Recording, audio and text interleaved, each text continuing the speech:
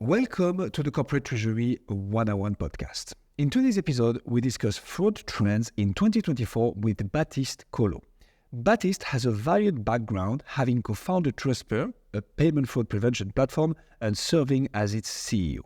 He's an expert in finance, treasury management, and web communication development. Trustpair leads in payment fraud prevention for big companies globally since 2017, answering secure P2P processes with automation and intuitive risk management. In today's episode, expect to learn what have been the dominant fraud trends impacting businesses in the last few years, how do regional differences affect fraud occurrences and characteristics, especially regarding hacking, deepfakes, and sophisticated phishing, what is the concept of cyber era of fraud, and how are cyber elements becoming more prevalent in modern fraud schemes, how Trustpair has enabled a client to detect or prevent a potential fraud attempt, and like always, much more. As a fellow former treasurer who's French and now founder and CEO of a renowned fraud prevention SaaS company, Baptiste was a pleasure to have on the show, full of insights, and we actually had quite some fun. We really hope you will enjoy the episode. If that is the case, and when you're thinking about how you found our podcast, chances are that it was through word of mouth, social media, or a recommendation from your favorite podcast platform. And this is our only request to you. The best way you can support the podcast for free, wherever you are listening to this, is to head to Apple Podcast, search for Corporate Treasury 101, and give us a 5-star review. That will mean the world to us and help more people learn about treasury. And with all that being said, please welcome Baptiste COLLOT.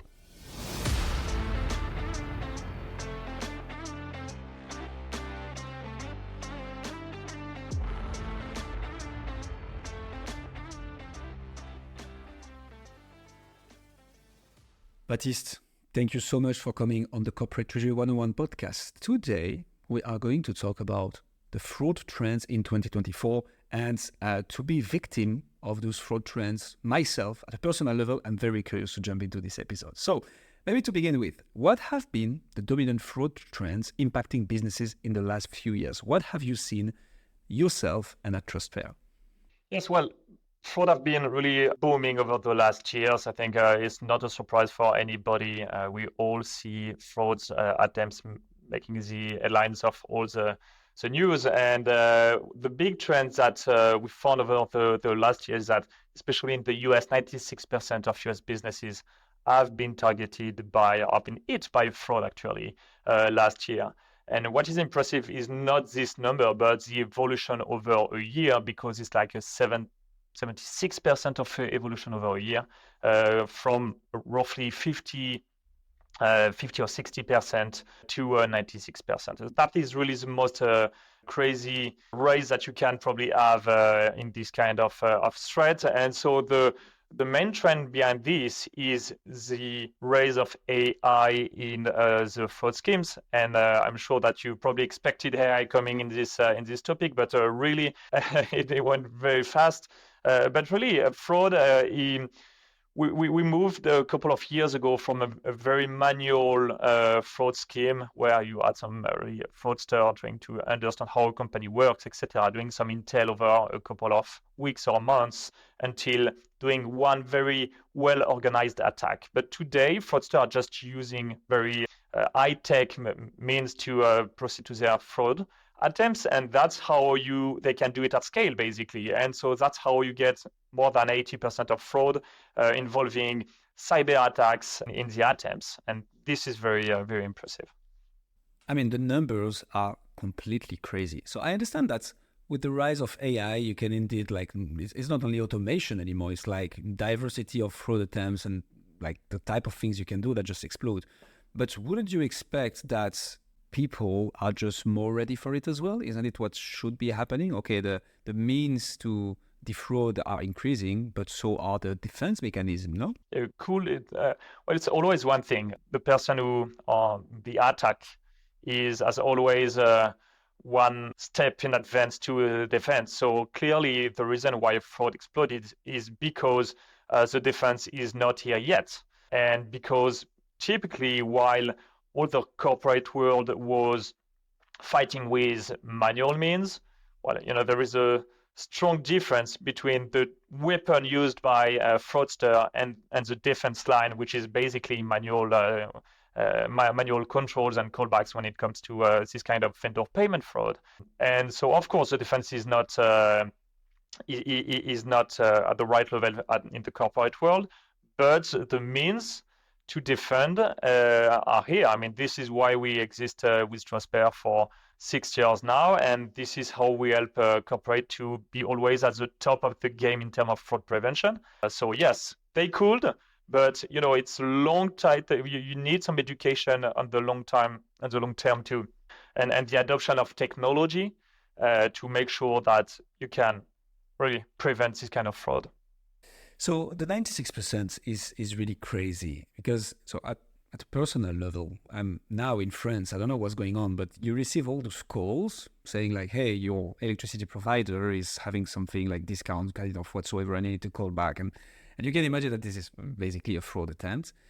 When you see 96% of the companies in the US, that's as per your report, facing at least one fraud attempt per year, you're like, but there is no way the authorities, the police, whoever is in charge of this, just take the proper measure for this not to happen. So what's the solution? Like, how do you make sure that those fraudsters are probably persecuted and attacked in justice? How can you make that work?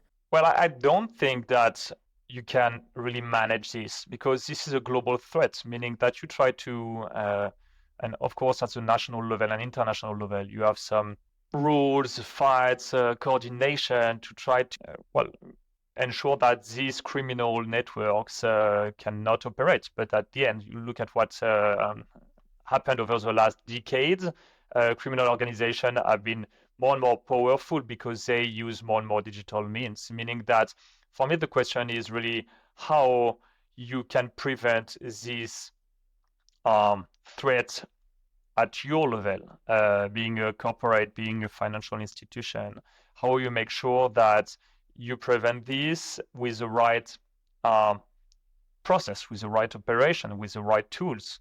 And of course, you can always expect that, the police will make the job, and what if they don't? And if I go a bit more in this topic, you can expect, being a corporate, that the bank will make the job to help you prevent fraud, but what if they don't?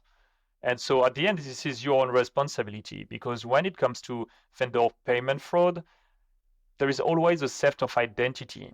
Ensuring the identity of someone is so complex today, because you never know who you're talking to, you never know who you have on the phone, you never know who is the person who sends the email, is the right one or not.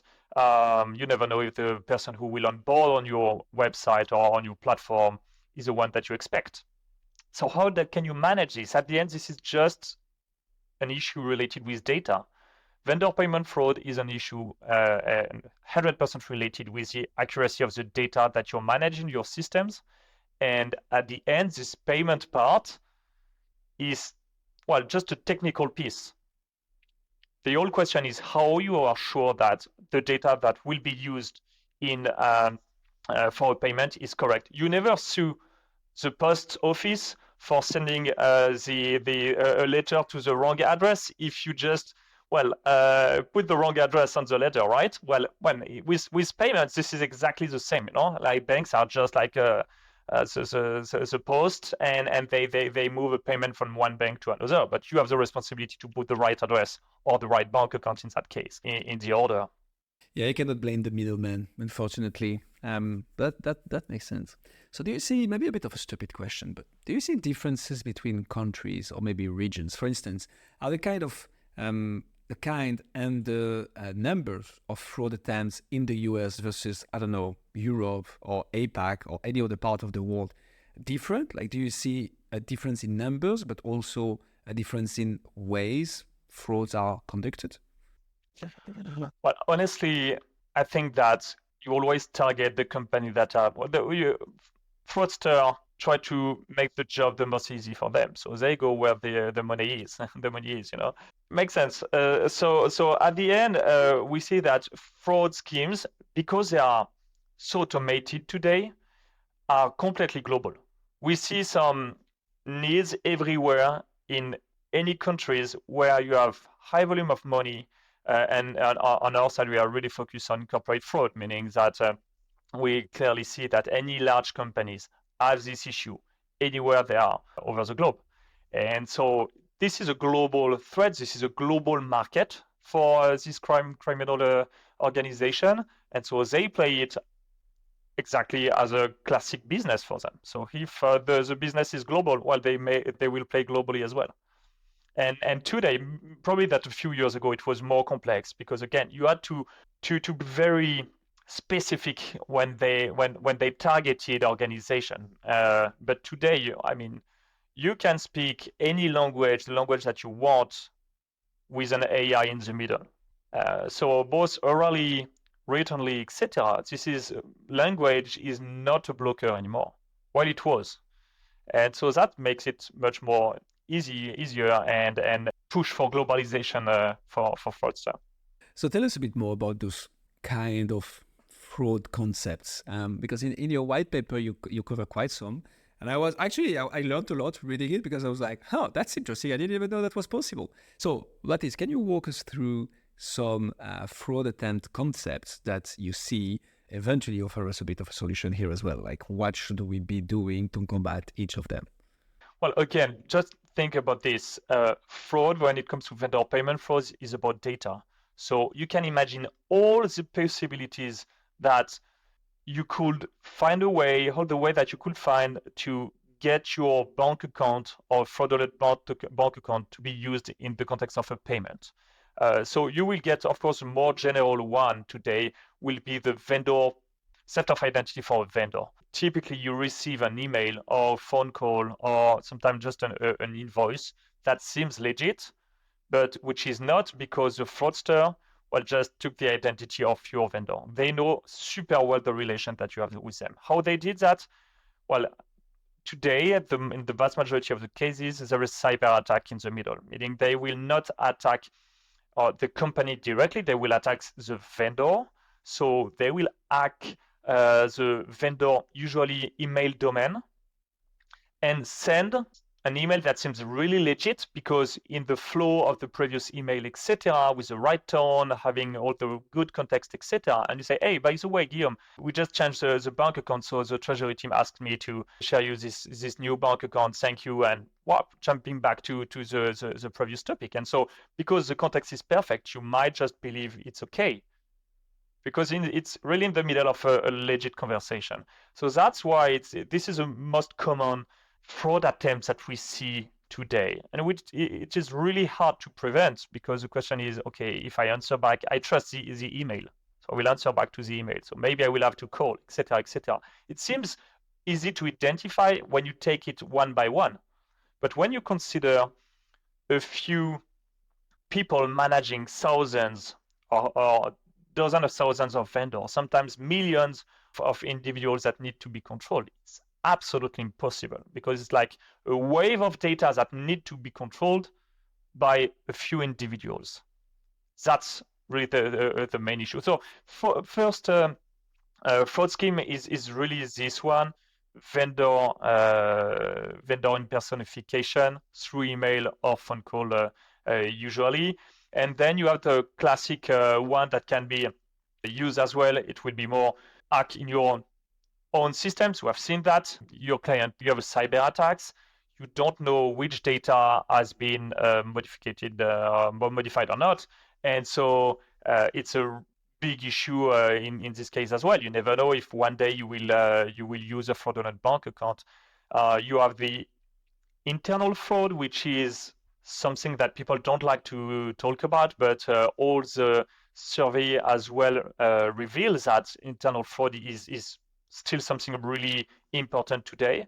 It's not the classic, fraudster in that case. It's not like a criminal profile. It's just someone who, for a particular reason, one day will just start taking money from a corporate account saying, hey, I need this, maybe I will reimburse, and then, well, it's a spiral and it's really hard to get out from this. So at the end, it can come from every third party in the organization, external and internal. And I think the most crazy one that everybody heard about is this amazing deepfake that have been released a few weeks ago.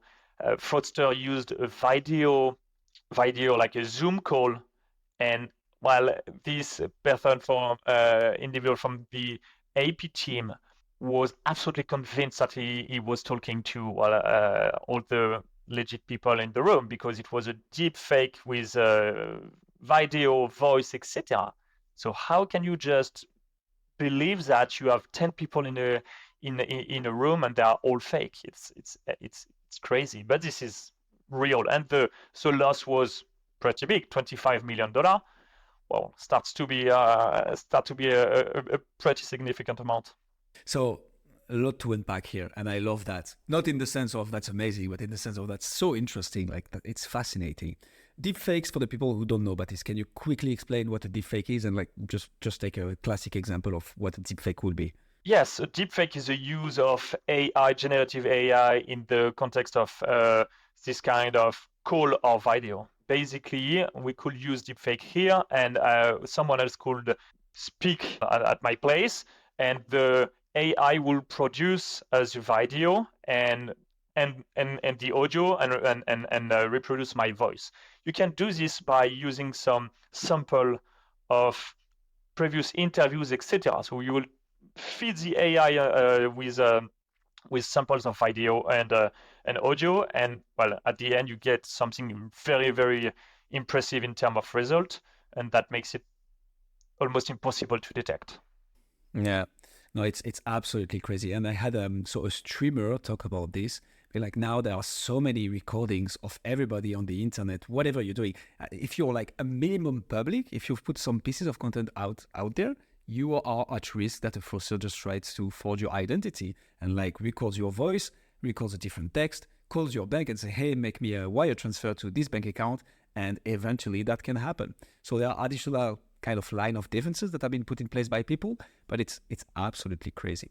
And so for the one that you explained around hacking, it's actually super interesting to see that the one being hacked is not the ultimate frauded person. Not sure the English here, but in the sense that the fraudster hacks the vendor, gets the information from them, and then goes to the client to say, hey, pay me on this bank account because we have changed XYZ.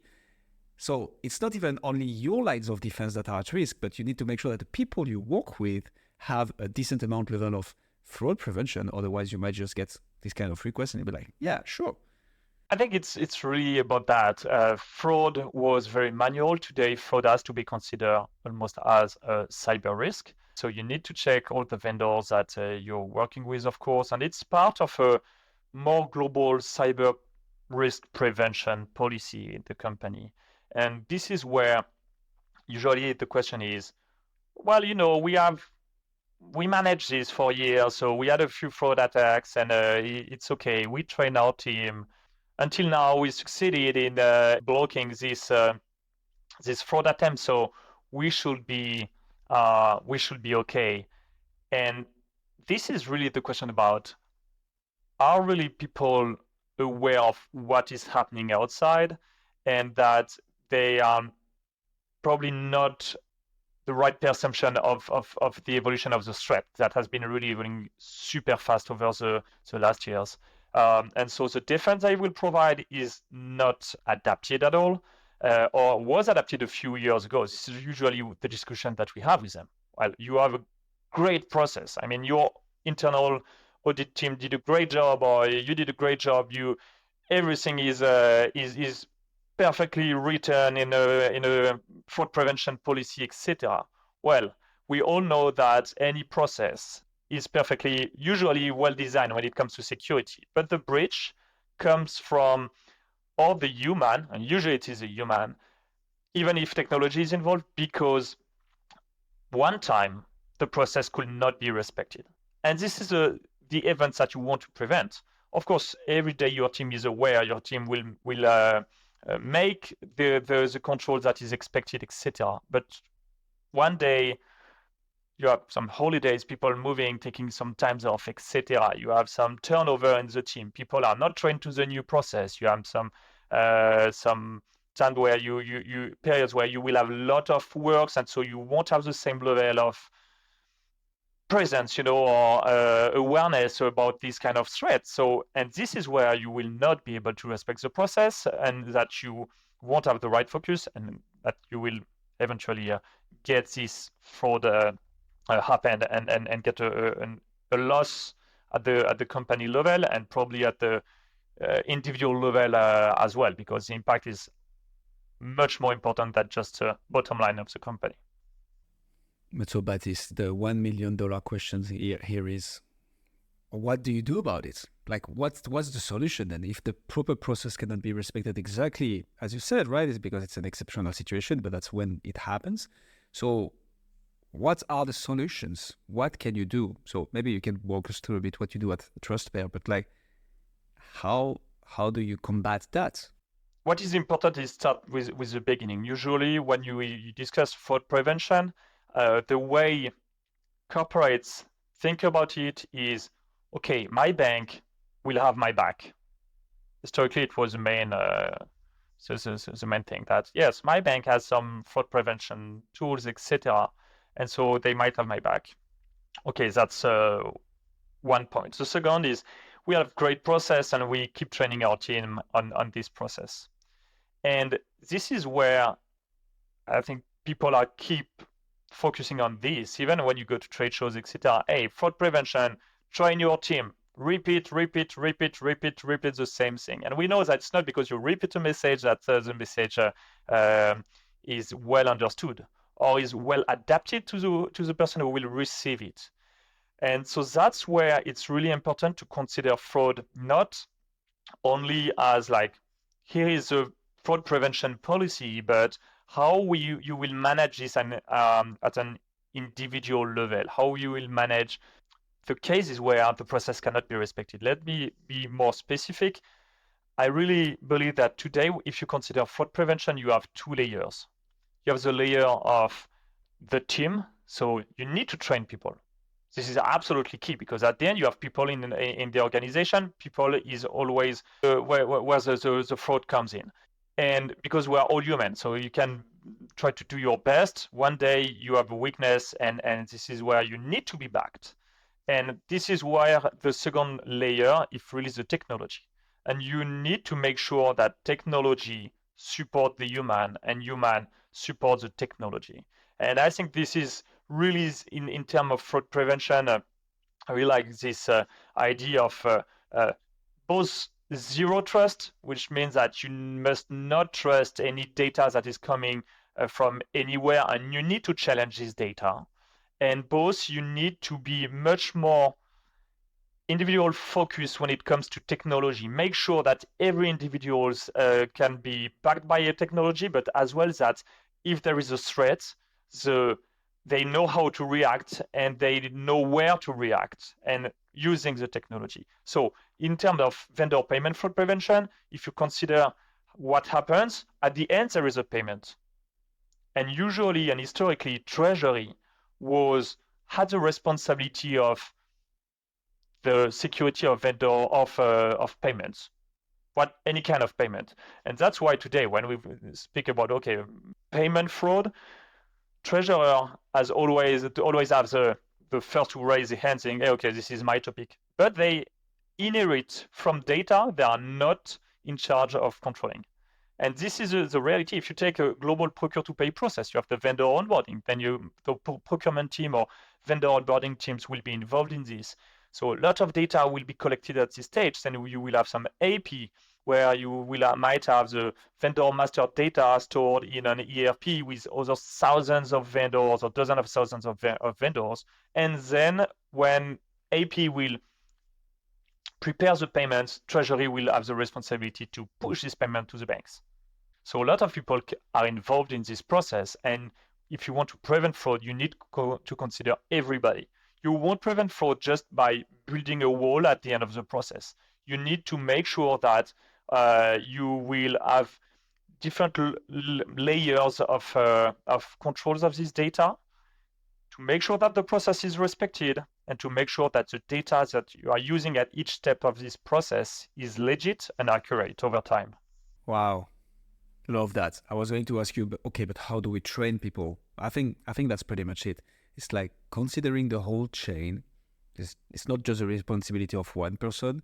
There is a whole chain of command to be respected, talking to each other, understanding where it can happen, and what are the safeguards on each of those weaker part of the chain to make sure, like, hey, if something happens here, that's the thing to do. Love that. One thing you mentioned. No, I was gonna go on something different. I would like to talk about ChatGPT generated text messages, but let's wrap up on this one first, Baptiste. So what were you up to say? No, so at the end, it's easy to say that, and you want everybody to respect the process, that you want them great data, etc. How do you do that? Well, you do that, and this is what we help our clients doing using Trustpair. What is Trustpair? Trustpair is a single platform, like the one-stop shop to prevent vendor payment fraud in an organization. What we allow our clients to do is to automate the bank account validation. So validate the identity of the vendor, validate that the bank account belongs to this vendor. This is really one of the most crucial things. And then ensure. Fundamental. But so how do you do that? Sorry to jump in here.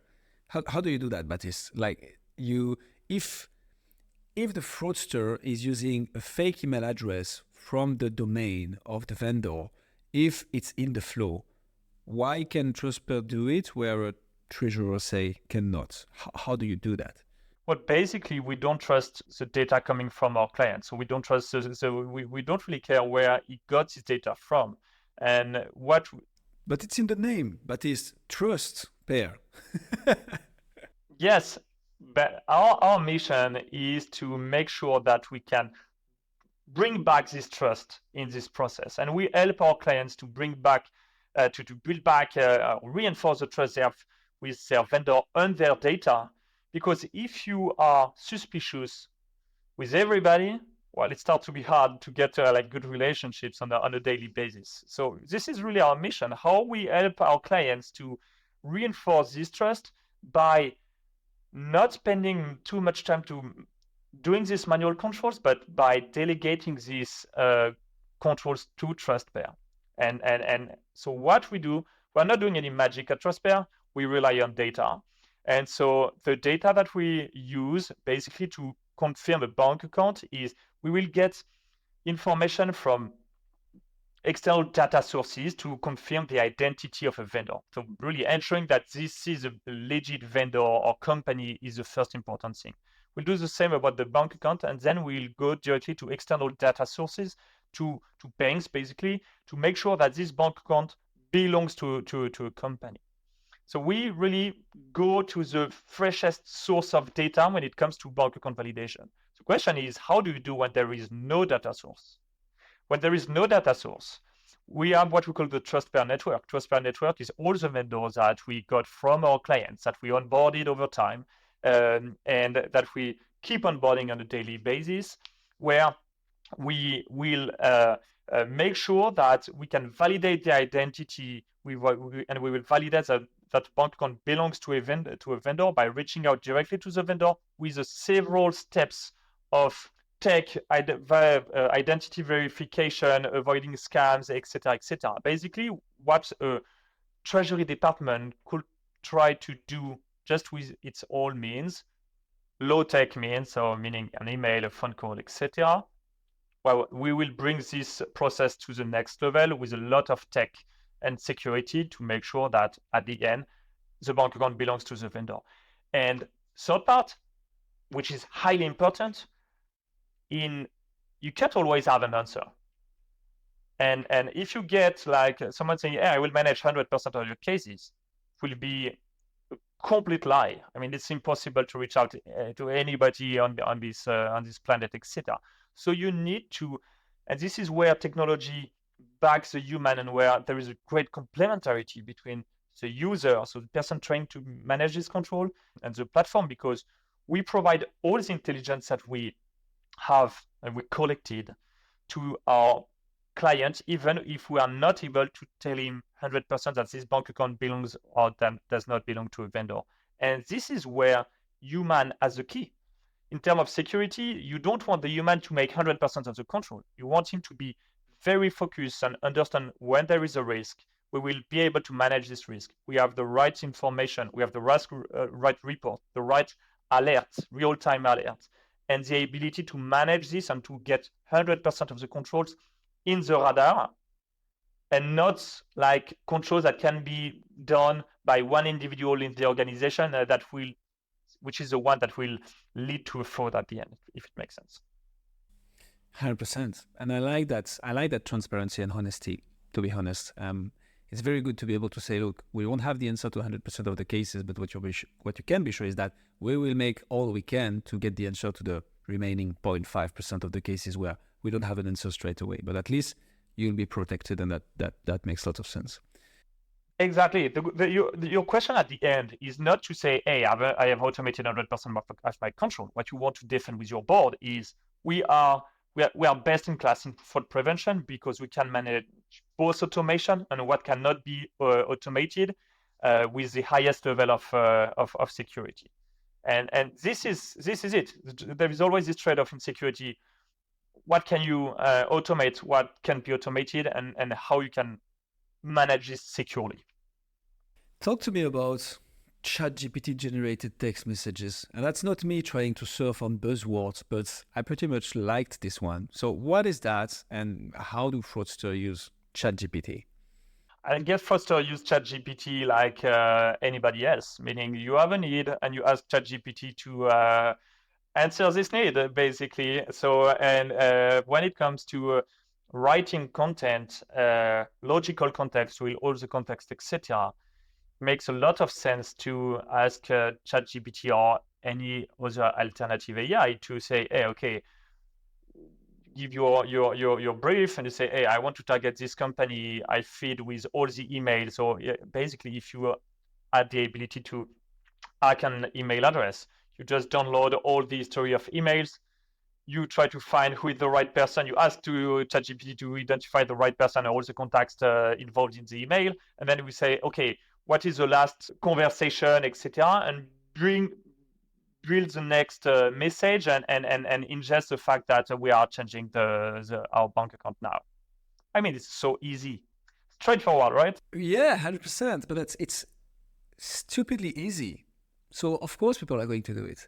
I don't remember when I was keying in ChatGPT, but ChatGPT was like, hey, sorry. I think it was like, hey, give me some personal information about a guest that was about to come. Like, hey, what can you find? Fun facts or personal information that I can use during the interview to like create link with the guest. And ChatGPT answers something like, hey, so we don't give that type of information. Yeah, because to respect privacy and data protection and so on and so forth. Wouldn't you imagine that OpenAI would come up with something like this for frauds as well? Like, it's a clear attempt to, I don't know, defraud somebody. Like, hey, here is a list of messages, make you like take the identity of that person and just change something that is money related. Isn't it something that ChatGPT would have safeguards on? I think if you try to ask ChatGPT some stuff where you directly express that you want to do something bad, they will ask or warn you that, okay, you are not supposed to use ChatGPT for criminal stuff, etc., etc. But the way you ask it, saying, hey, take this list of email, find the right stuff and right information, and just mention that we are as well changing the bank account, well, it can be legit. And this is always the thing with technology. Is technology an opportunity or a threat? Well, I think that back like 40 years ago, exactly. Back 40 years ago, nobody would say that the web was a threat more than an opportunity. So this is, as usual, for me, a bit of nonsense to think that this way. And just, well, you have a way to optimize something and you have threats coming with it. You have a car when you run like 50 kilometers. Well, the threat is well managed. Tomorrow, if you run 200 kilometers with the same car, well, your choice, but it's the opportunity to be really at the same final point much faster. But you will probably need to get your an additional bell or whatever and more security to make sure that at the end, if whatever happens before the headline, you're safe. It's the same with security. You take it, you want to go faster, etc. Well, you consider the risk as well, and you make sure that you prevent this risk and it is managed. This is just as simple as that. Love it. There is something you talk about in your white paper, Baptiste, which is the domino effect. Now, not only is that a cool name, but it's also intriguing. What is the domino effect? What do you mean by that? Yes. So basically, the domino effect is the butterfly effect. Yeah, for it's quite the same. You have a first event that will drive consequences on the long term, and so basically, this is where we say that okay, you have with fraud, you have the impact on the bottom line, but we have seen organization where because the fraud was too important and because the process was not respected, you get some people who lose their job. They get fired because, well, the company found it was their responsibility. So you get someone else. So you have a turnover. So given that turnover is never a good thing for the organization, you lose probably maybe the confidence, you lose the experience, you will lose the knowledge with the vendor as well.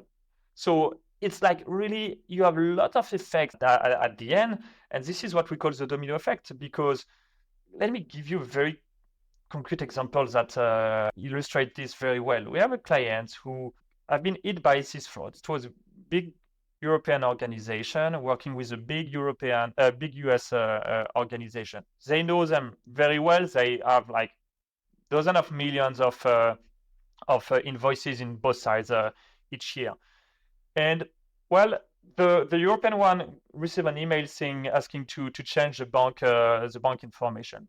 They do it. They pay over the next month, and then an additional email, legit this time, ask to change the bank account a new time. They take the new bank account and they keep paying, and they start paying on the new bank account.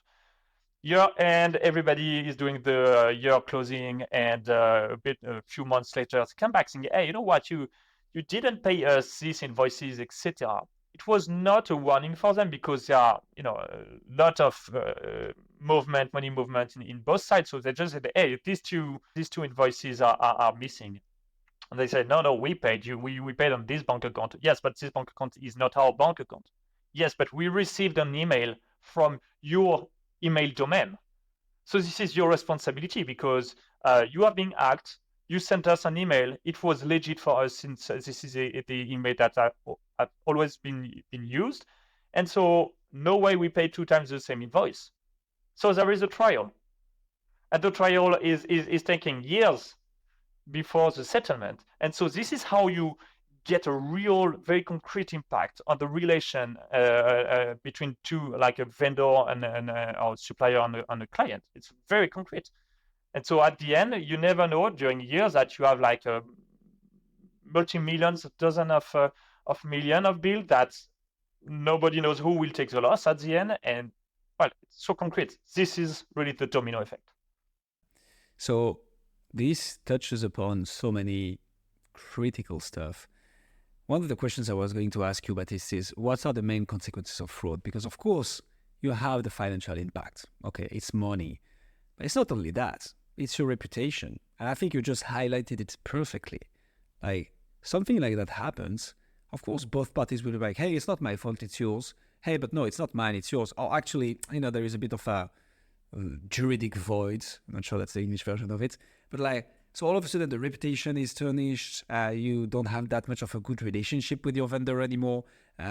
Let alone if anybody in the industry learns it, like, hey, this vendor has been hacked, so be careful. And like all of a sudden you might want to deal less with that person and more with another one with competition. Like, it has an impact on business and trust.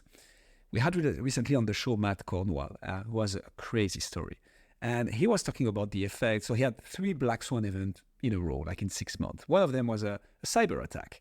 And he explains the impact that it has on the morale of employees, like the mood overall. Like, employees are just like, they feel guilty, and then are like, but we cannot do anything anymore without, risking to lose millions, because that's what happens for treasurers when they validate payments or like move bank accounts. That's what happens. It's millions on a day-to-day basis, and like it has all those domino effects, quite the word, not only on the financials but on this whole range of things, which is completely crazy. How, or more should I say, are companies ready to fight the cyber era of fraud, Baptiste? I would say some of them are. The majority are probably not. I think everybody is aware of the cyber risk today. And I think in the surveys that we released, a lot of companies feel that they have a good awareness about the risk of cyber fraud, etc. Again, for me, the issue is that they think that the cyber risk is something a bit global, that you have this IT team doing some stuff to help the company managing this risk will, firewall, antivirus, a lot of automated tools that will prevent fraud. And then you have at your level, never use like a USD storage or hard disk. Don't click on a link in a mail. Watch everything. Be careful, etc. Okay, it's always the same kind of speech. What we see is more and more cyber risk will be managed at an individual level, meaning that the tool needs to identify the risk for the user, for the individual in the company, and allowing him to take a decision about what we should do now. In the context of fraud prevention, this is a cyber risk. What you want is having really this insight saying, okay, there is a risk here. Here is what you can do. Here is the options. Don't act alone, etc. And it's the answer needs to be very specific for the use case and not just, okay, there is a fraud. Try to think about what was the last training you had and the general concepts that you should apply in that case, And so it's a continuous training with the tools that you are using on a daily basis. And this is what really for me is a trend. Do not rely on only general trainings. Ensure that your teams have almost daily trainings with the tool they are using that will help them navigate the threat, and not just like having a guy in the dark room with many screens and some black code, who will identify cyber attacks, who will get a report, and you might never talk again. Because this is really, of course, it's funny, but this is a bit how it happens, what happens, and how cyber risk is considered in large organization. Just because this is how it was perceived over the last years, and it was probably the right way to do it. But now you need to make your team accountable, and to make sure that your team are accountable and to help them being accountable, they need the right tool, and there is a right way to identify the risk and to react to this risk.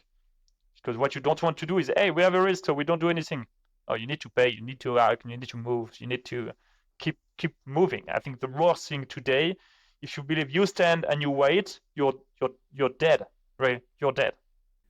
I'm curious to understand what the role of the government in all this is. And beyond the police, right? Because I'm thinking a major attack on a major US corporation. I'm saying US, but it can be Chinese, any superpower.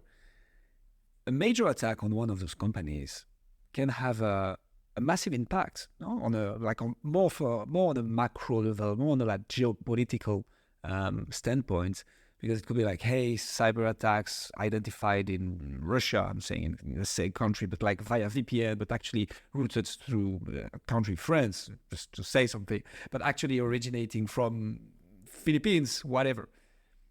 What's the role of the government in all this? Because they see this, they see the threat, right? Do they take any measures? Do you see them saying, okay, there is this massive program or plan that we can put in place to make some kind of education and defense mechanism? I don't know. Is there anything like this? I think, of course, when you consider just the economic impact, any global threat has an impact on the economy. And so I think the great thing is there is a lot of collaboration, international collaboration to prevent criminal organization, cyber attacks, etc. This is a reality. This is not my main domain, so I'm not the specialist in this domain, but there is a lot of collaboration, both at global, regional, and national level. An example about that, I think, is the regulation in Europe. Well, Europe really voted a new law to make sure that consumer can be protected against fraud when there are payment fraud, because consumers are hit by a lot of frauds. They are not well educated, etc. about that. So the awareness is complex. Try to explain payment fraud to my grandmother. Honestly, it's a bit hard. So they need to be protected because they don't have the way to prevent themselves. So I think this is really where states, etc., have something to do, bringing new regulation. But we know it takes time. We know that the technology and rules, when between new rules and the rule is applied and the technology applies it, etc., well, there are big gaps.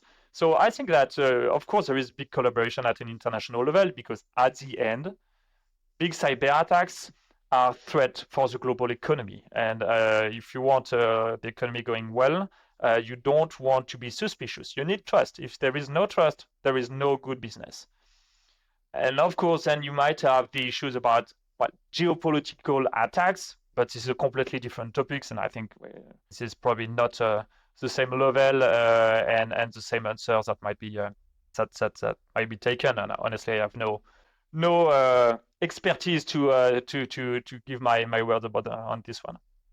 This is definitely more expertise than we do have, Baptiste. So absolutely love it. So tell me, how do I make the business case for a solution like Trustpair or any fraud prevention system, process, project, tool, software, whatever, if I'm a treasurer? Because again, and I think that's quite well highlighted in your white paper. Actually, let me get the exact stats. But most people actually consider it will never happen to them. That's the big issue as well. Like, yeah, no, it's not something I'm concerned by. Yeah, it happens, but it's not gonna happen to me. But at the end of the day, at the end of the day, it does. But also, when you have to pitch to a board, say, hey, I need that amount of money to put a proper process in place, to run a proper audit, to make a kind of as-is analysis, a design of where we want to be, and then implement a solution, that costs money. So how do you recommend treasurers or any people in the chain of command that you just mentioned, from procure to pay, build that business case? How do we do that? I think it's quite rare in security that you get more security plus improvement of an existing process. And so an ROI with Trustpair is pretty easy to build, because since you have automation of existing manual tasks, you can easily say, hey, we will reduce the cost of manual tasks by 95%. So, well, there is this ROI associated with the automatization.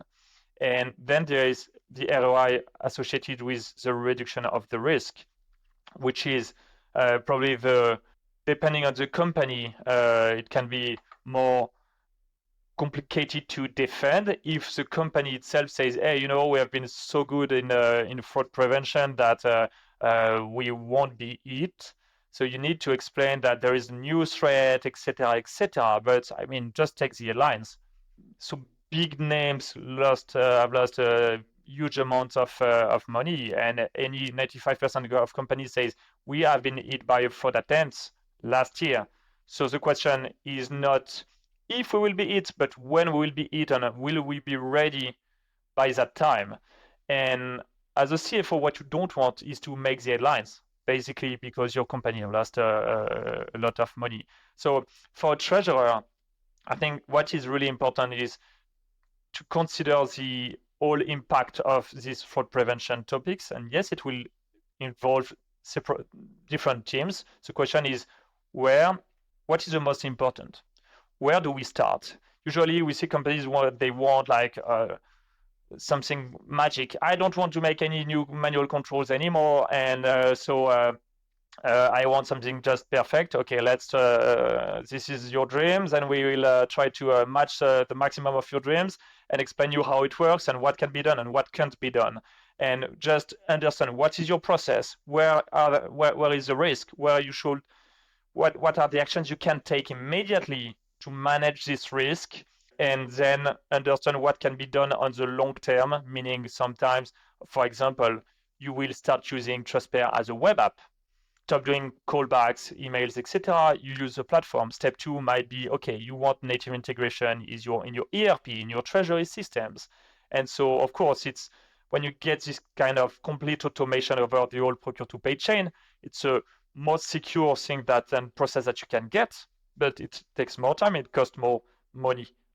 So this is project management. You have a risk, you identify this risk, you figure out how you can adapt your process in different phases to answer this risk, and you're all set. Love that. So, Baptiste, we are arriving to the end of this episode, but what we like to end upon is an example. Can you give us an example, actually, of how Trustpair has enabled the client to detect or prevent a potential fraud attempt? If you can share, I don't know, anonymizing whatsoever, but it could be super interesting to see, okay, this is actually how much it can help. The classic use case we have with our clients, they used to do manual callbacks control. They receive email, they need to control a new bank account or change request on an existing vendor.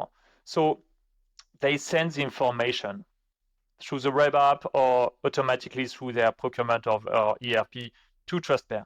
And we say, okay, basically this bank account does not belong to this vendor. So we raise a red flag. And the tail says, hey, oh yes, I really think that this is a legit request. Look, I have some emails, I have some proof, I received like this PDF looks great, etc. And you say, well, I know data don't lie. So we'll try to figure out and an additional look, send us the documents that you have. And well, we have a fraud expert team on our side. So in this case, when our client tells us, okay, hey, I'm not sure, okay, we will investigate a bit more. They sent us the documents, and right away we found that it was not legit at all. And this is very concrete from the very beginning of your procure to pay chain. When you have new requests, etc., you just want to check your data. We don't want to check all the emails, etc. You have two data to submit. ID of the company, bank account. We'll tell you, okay, green or red.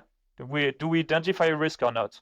This is a very concrete example. Second one is, and this is the main risk that you have with in the procure to pay chain. You can have, because you have several teams, procurement, AP, treasury, fraudster might use or target different teams. And communication used to be super bad in that case. In that case, so we identified the fraud at the procurement level.